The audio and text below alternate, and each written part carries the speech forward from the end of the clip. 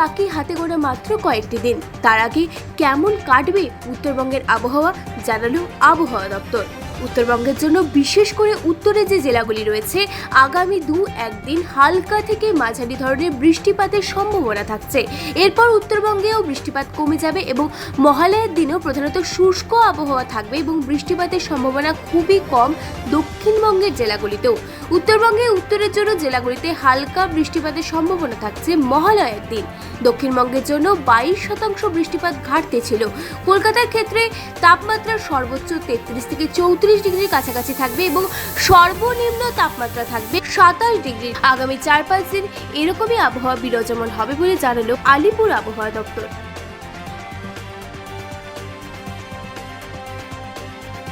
বর্ষা বর্তমানে ঝাড়খণ্ডের পশ্চিমের দিকের কিছুটা পোর্শন থেকে বিদায় নিয়েছে। তো আগামী 2-3 দিনে দক্ষিণবঙ্গেরও কিছুটা অংশ থেকে বর্ষা বিদায় নেওয়ার সম্ভাবনা রয়েছে। তো আগামী 5 দিন প্রধানত দক্ষিণবঙ্গে শুষ্ক ওয়েদারই থাকবে। বৃষ্টিপাতের সম্ভাবনা খুবই কম, আংশিক মেঘলা আকাশ মাঝে মধ্যে থাকবে। তাপমাত্রার উল্লেখযোগ্য পরিবর্তন নেই আগামী কয়েকদিনে। কলকাতা তার পার্শ্ববর্তী অঞ্চলেও প্রধানত শুষ্ক ওয়েদারই থাকবে।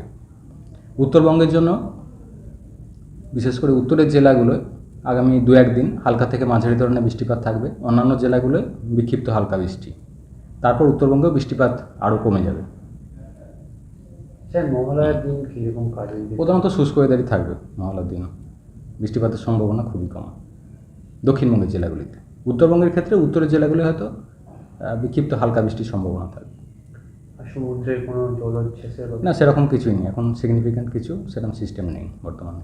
ঘাটতি আমাদের জেনারেলি জুন থেকে সেপ্টেম্বর পর্যন্ত কনসিডার করা হয়। তো সেই পিরিয়ডটা ছিল 22% মতো দক্ষিণবঙ্গের জন্য।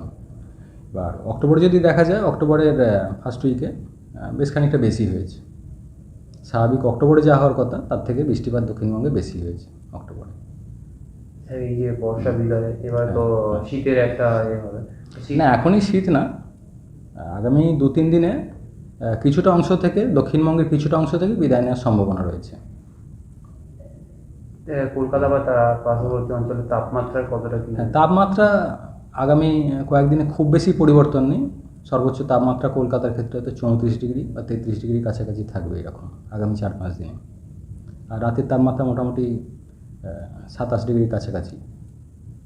আর মহালয়ার দিন তাপমাত্রা বা কীরকম গরম বা বৃষ্টিপাতের? কলকাতার ক্ষেত্রে ওই রকমই মোটামুটি 33-34-এর কাছাকাছি থাকবে। সর্বনিম্ন হয়তো 27 বা 26-এর কাছাকাছি। বৃষ্টিপাতের সম্ভাবনা খুবই কম। প্রধানত শুষ্ক ওয়েদারই থাকবে দক্ষিণবঙ্গের জেলাগুলিতে। উত্তরবঙ্গের জেলাগুলোয়, উত্তরের জেলাগুলোয় 2-1 জায়গায় হালকা বৃষ্টি থাকতে পারে। আর সমুদ্রে কোনো সমুদ্রে কিছু নেই এই মুহূর্তে।